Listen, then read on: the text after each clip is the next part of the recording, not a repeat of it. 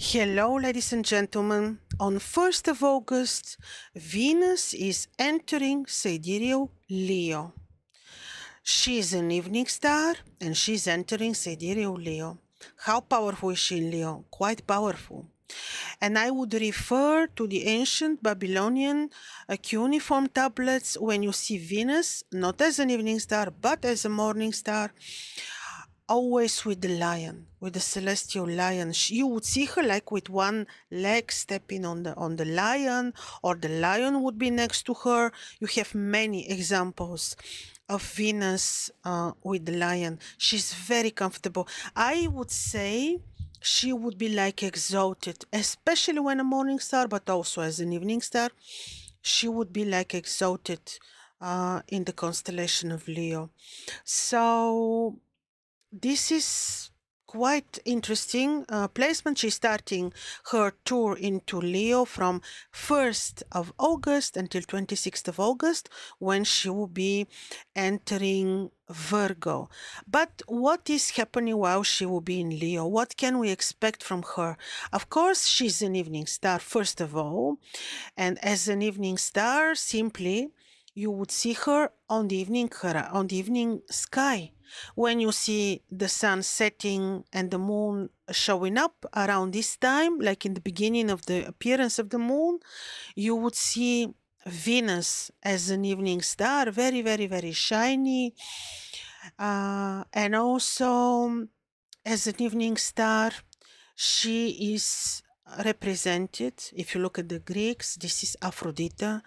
As Aphrodite, she is feminine, beautiful, wise, romantic, sexual, very much into beauty, art, the feminine, the divine feminine love and aspects. And this is her as an evening star. This is Aphrodite of the Greeks. This is Ishtar.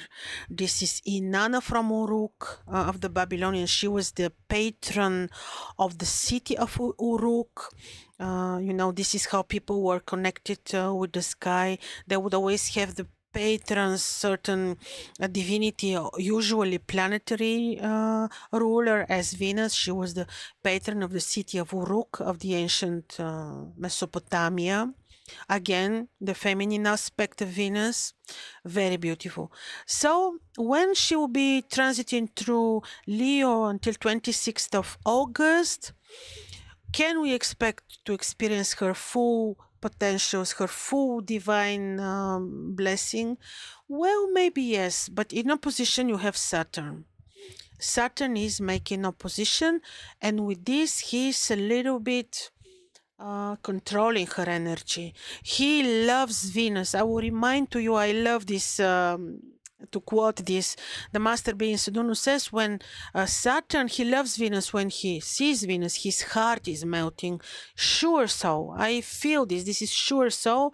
I know also in the Vedic astrology, the two planets are considered friendly to each other. So this is certainly not a very this is not the hard aspect of Saturn making opposition to Venus. Saturn is in Sidereal Aquarius, where he will be staying until late December of 2025. His opposition to Venus is controlling. He's controlling her energy. If you expect to see her very passionate in everything, in every aspect of life, love, art, esoteric knowledge, enlightenment, because the sign of Leo is about the greatest intellectual capacities and knowledge and enlightenment, she will bless this, yes, but not without the supervision of Saturn and not without his request and of discipline. Like, if we really want to experience her beautiful blessing and qualities, we need to be organized and disciplined. Who will experience this the most? Of course, people who have sidereal ascendants Leo or moon in Leo. Or if you would have a Leo on your midheaven, or the Taurus ascendant, or Scorpio ascendant, most probably Venus and Leo will be on a prominent position in your horoscope.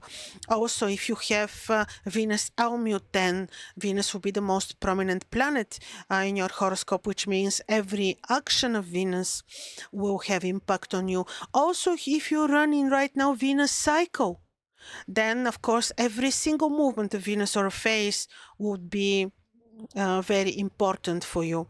So this is about her aspect from Saturn. But here we have one more aspect, and this is Mars.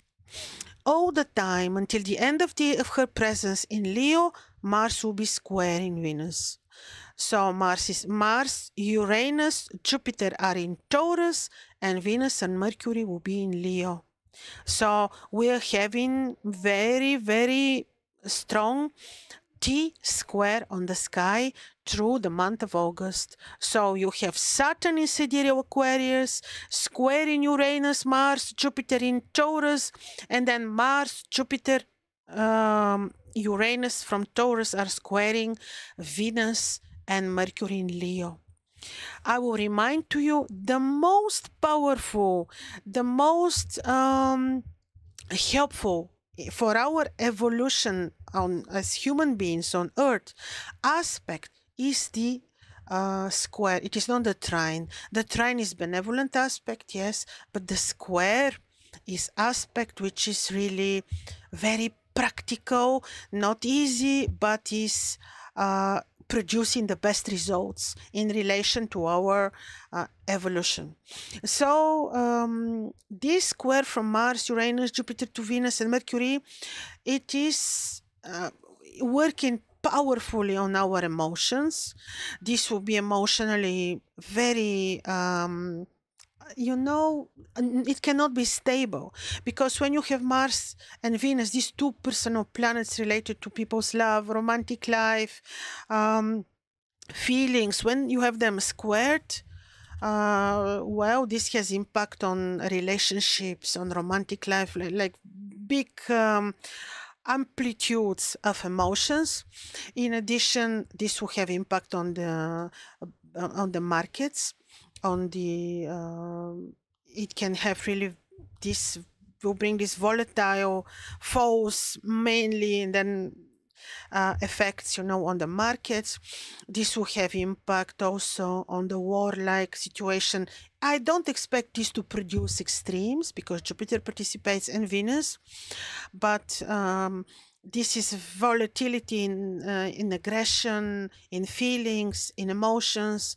And in order not to suffer from this, we may need to be very disciplined, very stable, and not impulsive, careful and diplomatic at work, especially if you have a Taurus ascendant and Leo is ruling your the axis of your lower meridian midheaven. If you have Scorpio ascendant or moon, if you have Leo ascendant or Aquarius ascendant, these are key positions in horoscope related to your rank, career, relationships. And like I mentioned, if you run in Venus cycle, also if you run in Mars or Jupiter cycle, also watch this. Also if, for example, like I said, Venus is your amulet and the planet who describes you the most. You can use this to organize yourself and do beautiful artwork. This is timing for studies, knowledge, enlightenment. But when you apply your discipline, and when you're not very impulsive, when you can be in control of these extremes in the emotional, you know, status, which Mars square Venus is otherwise promising. And this is until late August, so 1 month of this. It will be interesting. It is a T-square. We certainly need to be in control of emotions, more disciplined, very diplomatic at work, intuitive, careful, diplomatic with our partners. And I can tell you this would be valid for almost all of us. So I hope this was useful for you, ladies and gentlemen, and see you very soon.